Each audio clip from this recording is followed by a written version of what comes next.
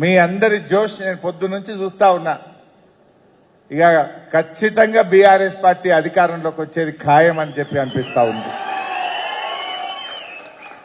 Congress party పరారయ్యేది కూడా ఖాయమే. ఇక ఈరోజు ఏం జరుగుతా ఉంది? రేవంత్ రెడ్డి గారు ఇలా హైదరాబాద్ లో మీటింగ్ పెట్టిండు.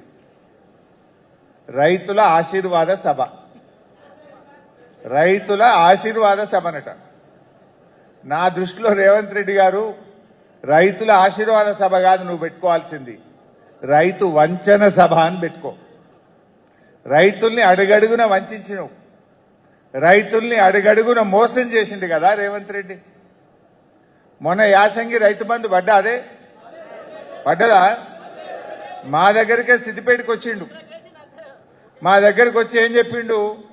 ఇగో ఇవాళ ఎకరానికి రైతు బంధు వేస్తున్నా, 45 రోజుల్లో మొత్తం 9,000 కోట్ల రూపాయల రైతు బంధు వేస్తా అన్నాడు. పడ్డాయా మరి? 45 100 రోజులకు వచ్చింది. 100 రోజులకు వచ్చింది. ఆ రైతు బంధు వేయలే గాని మళ్ళీ ఇప్పుడు వానకాలం రైతు బంధు ఇవాళ ఒక 2 ఎకరాలకు వేస్తారట. యాసంగి 2 ఎకరాలు వేసిండు, మిగతాది ఎగ్గొట్టిండు. మళ్ళీ ఇప్పుడు వానకాలం 2 ఎకరాలు వేస్తా అని ఇవాళ రైతు ఆశీర్వాద సభ అని పెట్టిండు. అసలు రైతులకు ఇచ్చిన ఒక్క హామీ అన్న అమలైందా? ఏం చెప్పినావు నువ్వు? రైతులకు రుణమాఫీ చేస్తా అన్నావు. రుణమాఫీ అయినా అదే? ఇలా కానోళ్ళు ఎంతమందో చేయలు అవట్టు చూస్తా. దాదాపు 8 మందికి గాలే.